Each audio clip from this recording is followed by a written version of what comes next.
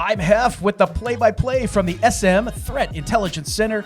We got Noah here. How you doing, Noah? Doing great. How are you, Heff? Good, man. America's favorite color commentator. And we have got some awesome stories for you guys to talk about. Unbelievable that iPhone malware now, even with it turned off, you can get infected.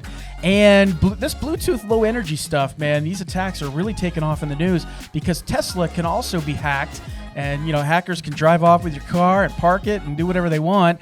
We're also going to talk about PrintNightmare. Back in the news, the return of PrintNightmare. $5 Trojans for sale, bargain price on the dark web. Did you know you can do eavesdropping with a Coca-Cola can, Noah? Yeah, we got some high-tech spying stories to talk about with that. Yeah, that's right. As always, you can subscribe to our weekly threat intelligence email. It has all the links. You can also find that by subscribing on the website. As always, kindly hit the like button, subscribe, leave a comment, let us know what you like, what we do or we don't do. And it shows that you appreciate all the time we put together. We are SecurityMetrics, so we try to keep you current with the changing threat landscape, see the threats you've been missing and some of the gaps out there, and really give you that peace of mind. And as Noah says, hit him with the tagline, buddy. And never have a false sense of security.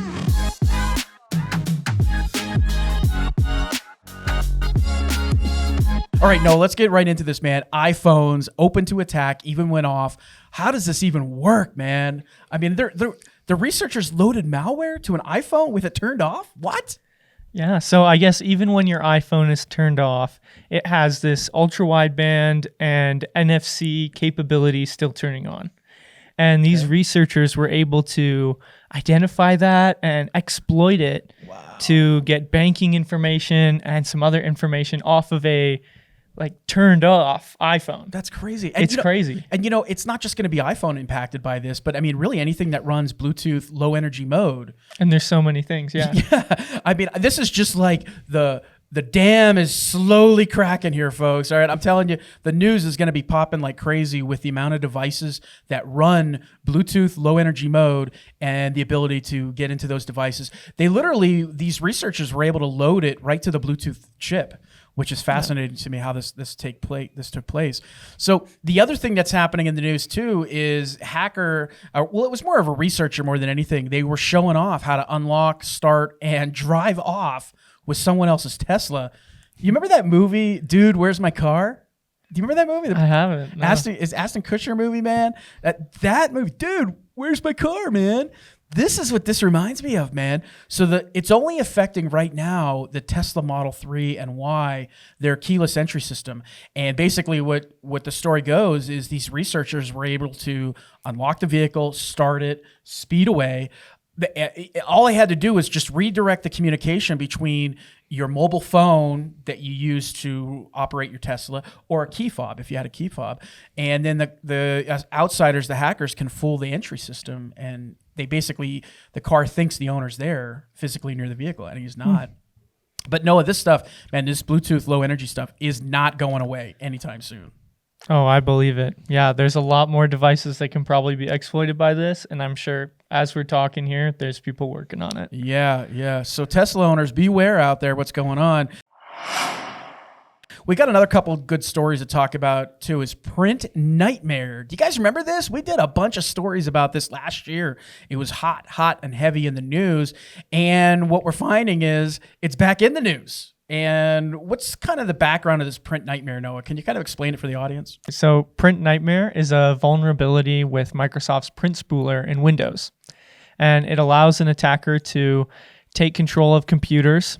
And it was really popular in June of last year and kind of faded away. Microsoft patched a lot of things. And then it's back in the news.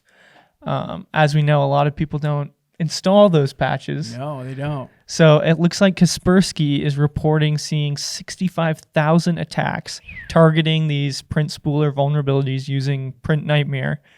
And that's between July 2021 and current, so April 2022. So are there new patches available now for these new exploits from Microsoft? Yeah, I think there should be, right? Yeah, as I understand it, something like 4, but I didn't know if you heard any more than that.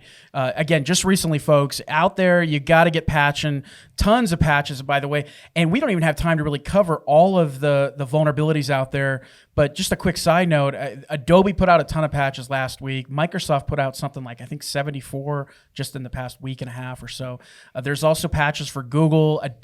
Apple put out a ton of patches last couple days ago. So just get out there, folks, and get patching. It's a lot of work. Wow. Update your phones, laptops, apps, software, everything. Noah, would a $5 Trojan for sale in the dark web, would that keep you up at night as a threat hunter? Yeah, it'd be pretty interesting. I'd be interested in seeing what that is. That's a bargain price for a remote access Trojan, and that's what the price right now is going for. It's what is it called? DC RAT, something like that. Noah, is that what I heard? I guess so. Yeah, and it's a fully working RAT, remote access Trojan. It's also known as the Dark Crystal RAT. So again, dirt cheap prices. And what is the long-term effects, Noah, of this? When you can get bad guys can get tools for less than at dirt cheap prices, $5 a Trojan. What's the ramifications from that? Yeah, so that enables lesser skilled threat actors to do more complicated attacks. Yeah, and you don't have to be behind some massive ransomware as a service group to be able to execute your attacks if you're a threat actor. So it's amazing how these tools now are on these budget prices, and it's fascinating to me how the market has just kind of dropped out on prices for RAT at $5. What's interesting too is DC RAT is actually an acronym for Dark Crystal. So if you ever heard the movie Dark Crystal, you might be familiar with that term, Dark Crystal RAT. No, I know this concerns you, and we were talking this morning about Google Play Store, how it's like this, Wild Wild West? Yeah, I was saying that the Google Play Store is the Wild West for malware because Google does not vet the apps that show up in the Google Play Store. They have some kind of performative screening process for developers.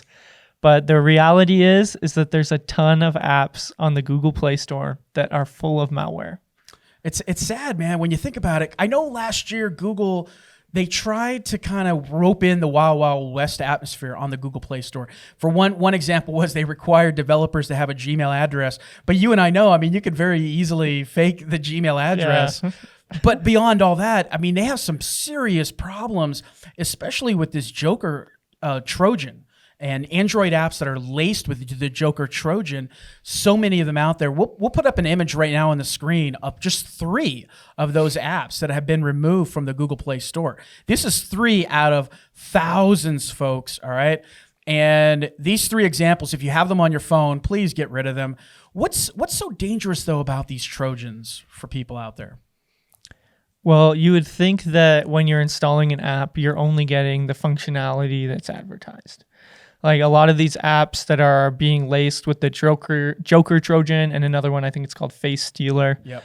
They're cameras, they're scanners, they're like a blood pressure app.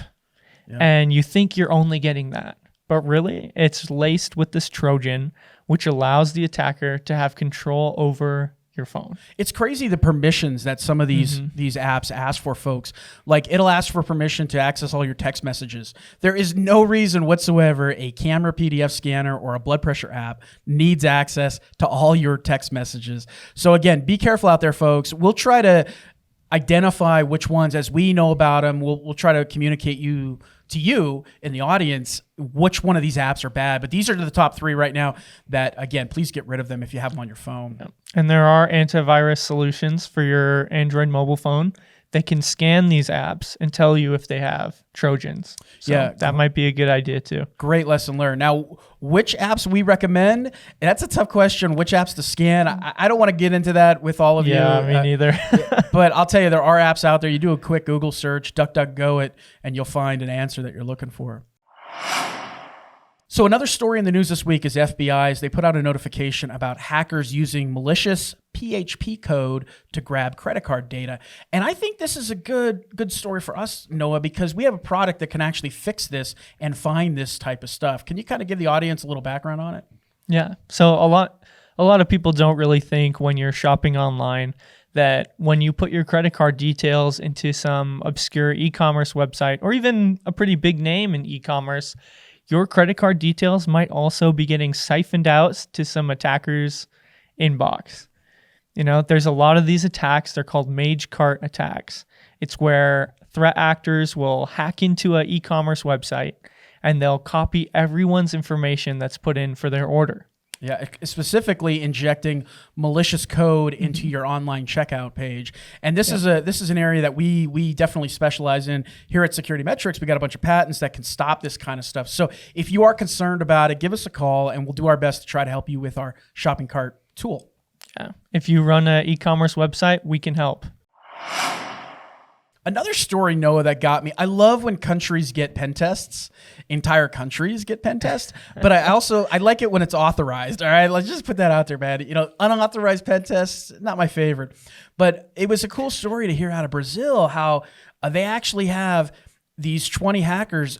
Basically, they hire them to kind of infiltrate the voting system in Brazil, and they failed, which I thought was really fascinating.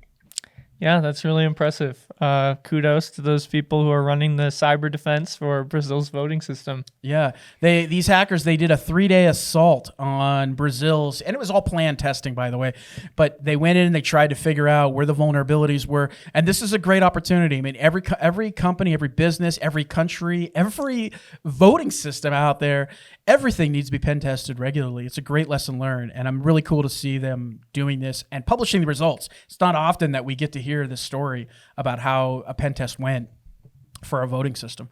Another story that I thought was interesting, Noah, was this Singapore launching a safety rating scheme for e-commerce sites. So we talked about this, the PHP, the hackers injecting malicious code into the shopping cart page. And Singapore's taken a little bit different approach where they actually came up with a rating system of websites that do business in their country. And I thought this was so cool. They have like different safety features that they're looking for, and that gives you your rating on the website. Yep. And this is another one where our products could help. Yeah. Where Shopping Cart Monitor, Shopping Cart Inspect, things that SecurityMetrics has, can help secure your e-commerce website.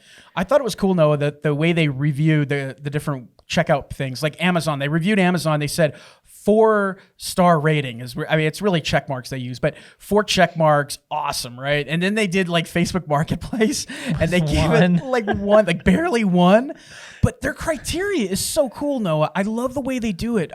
They have like a verification of the seller identity. Is it known? Monitoring for fraudulent seller behavior. Availability of the secure payment solution. They're looking for maintenance of transaction records and user data. And then they're looking for some sort of dispute resolution. When you do have a problem with a commerce website, is there something there you can dispute it? And that's some of the criteria used. Really cool to see Singapore doing something like this. All right, one of our other top stories, Noah, Coke can eavesdropping, man. Would that keep you up at night? Yeah, this is super cool. I thought it was awesome, man. Imagine finding a Coke can and just the technology behind how they're able to use a Coke can to eavesdrop on people's conversations is fascinating stuff, man. Yeah, so if I have this correct, they're able to watch a Coke can through a telescope super far away and take a video. And based on that video, they're able to reconstruct all the noise that happened inside of that room based on like the movement of the Coke can. Yeah, the changes in light as the object vibrates. Isn't that so crazy? Awesome. This is like James Bond, MI6.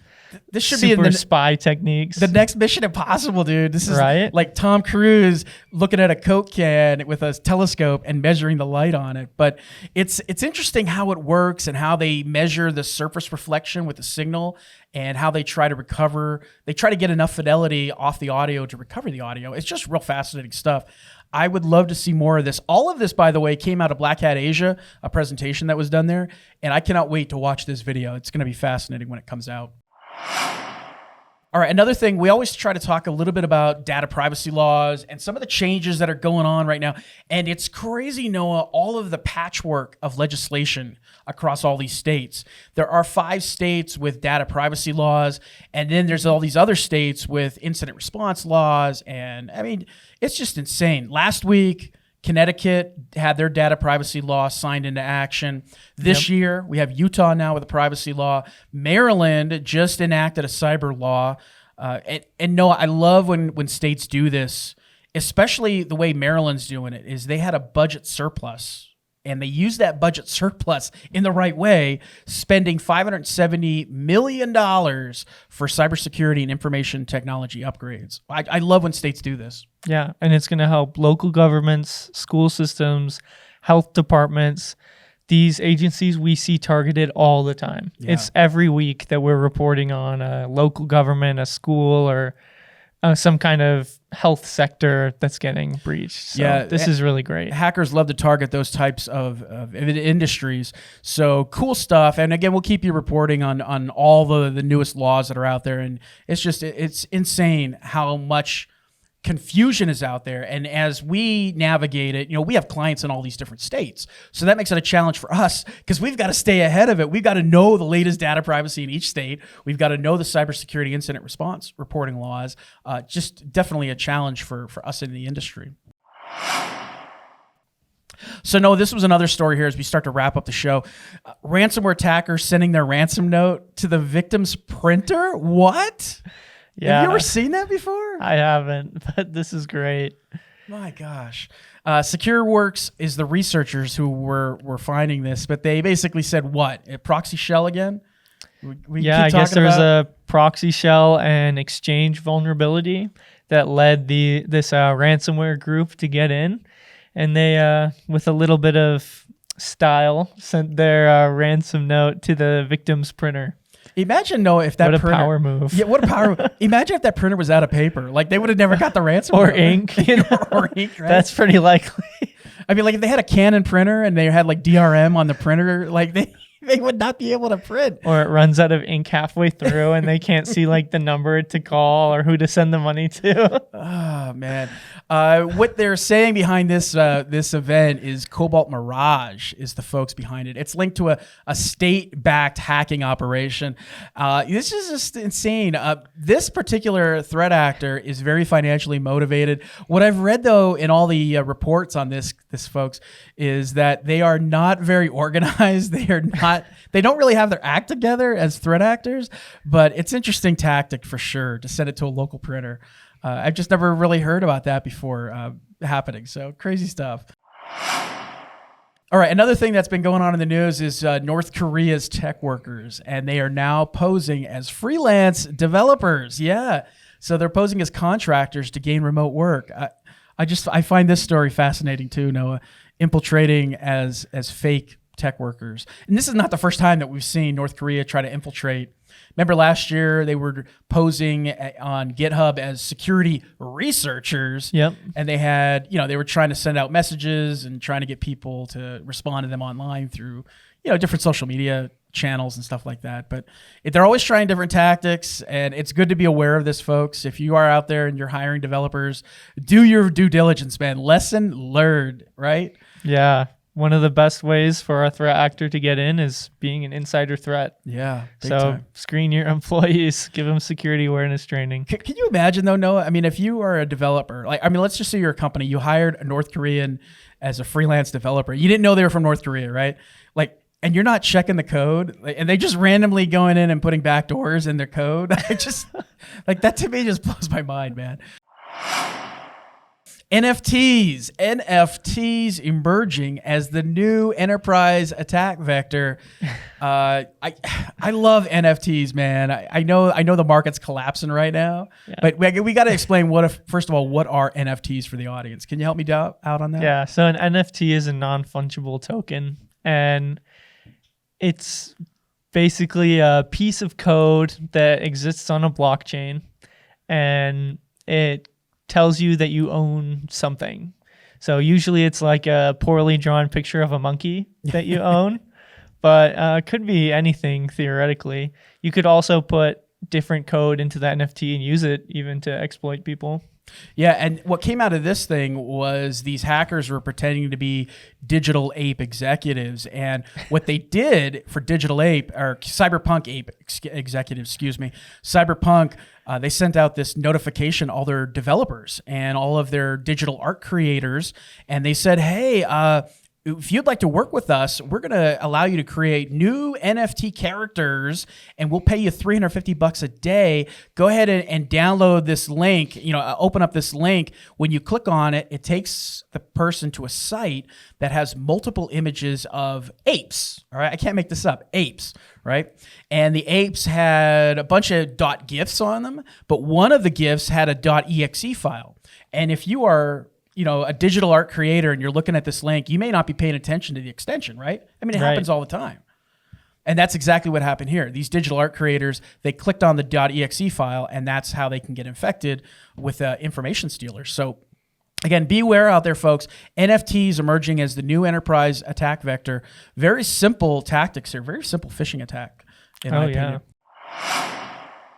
We got to talk about some data breaches as we wrap this up. And this is the last part of our presentation, of our briefing. A lot of breaches in the news. So many breaches, Noah. I don't even know where to start, man.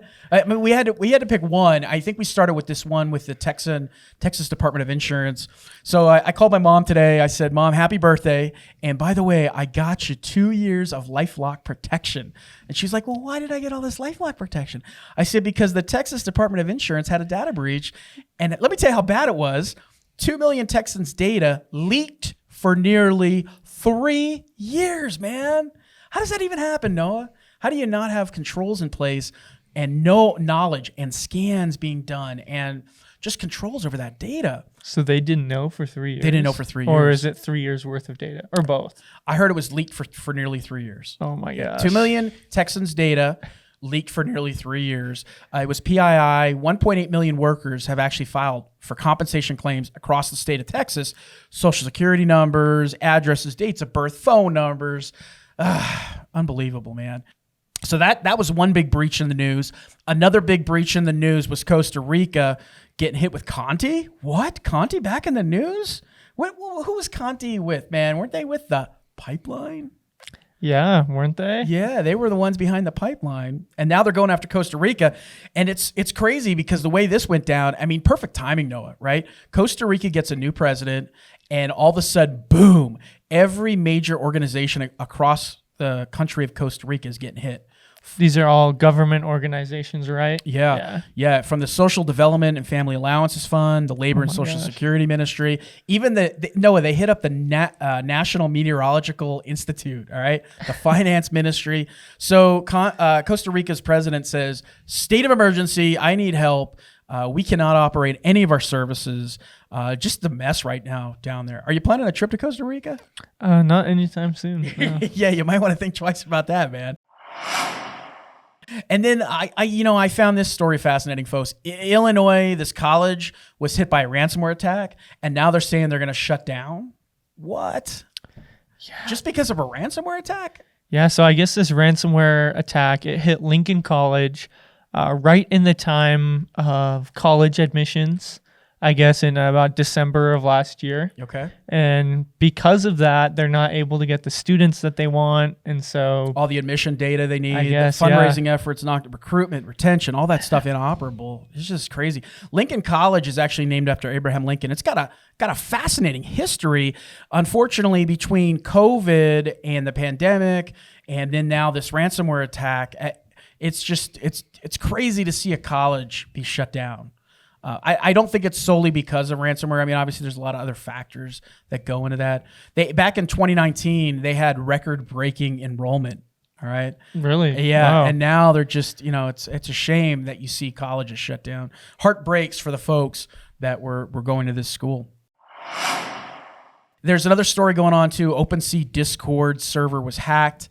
A lot of phishing scams going on out there. We should probably talk about what is OpenSea Discord, because it may not be familiar to many of you out there. Yeah. So OpenSea, that's a platform where you can buy and sell NFTs. And Discord is like a social media that a lot of people use that are into gaming or computers. And so these NFT people made their own Discord server. the OpenSea Discord where they can talk about their NFTs and things like that. And someone, I guess, took control of this Discord server, and they were posting phishing links, and it was a while until the owner actually got control back over the Discord server and was able to tell anybody, hey, I hope you didn't click on that link. It wasn't good, kind of stuff like that. It's a fascinating attack too, because they said, hey, we got this partnership. This was the link that the threat actors posted on the Discord server. They said, we've got this great partnership with YouTube. It's your chance to get a mint pass, completely 100% free. They put a sense of urgency to it in the announcement. We only have 100 of these mint passes available, and once they're gone, they're gone. So Noah, what I was fascinated by in this attack is what was used to breach the server, and what they used was webhook vulnerabilities, which is like a huge, fast-growing threat vector. And it's something really cool that SecurityMetrics can actually find with our shopping cart tools. But webhooks are these server plugins. It allows you to get software information really in real time.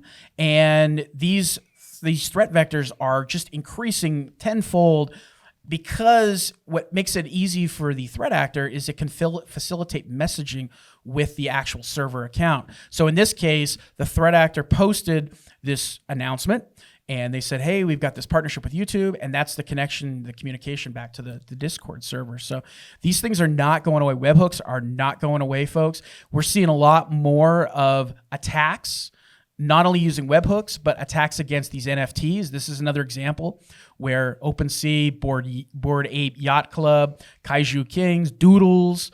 I love the way I say Doodles. All right, Doodles. These NFT, man, I'm telling you, this is a huge attack vector. If you're concerned about it, you definitely need to get a plan in place. All right, we got to kind of wrap it up now with Oregon being hit, Oregon elections. I thought this was interesting. The hackers went after the Oregon elections, but they specifically hit the web hosting provider, which I thought was a really cool way to attack. And really what they were after here was the campaign finance system that's running behind all of this. The Oregon Secretary of State came out and said, we've not been hacked. No sensitive data. Yeah, how many times have we heard this, Noah? No sensitive data. No system's been exposed. Yeah, maybe for Oregon Secretary of State, but let's read behind. There's always a story behind the story. But the CNC database, or the C&E database, which runs the campaign finance stuff, was compromised. And this is what threat actors do. They follow the money train. I just wish they would be more, what's the right word? More open about what's going on. Transparent. Yeah, the transparency. Yeah. I wish you'd see more of that transparency. There was some quote that I read, like 500 of these committees don't exist anymore, completely gone, wiped off the face of the planet for Oregon election division. So, insanity.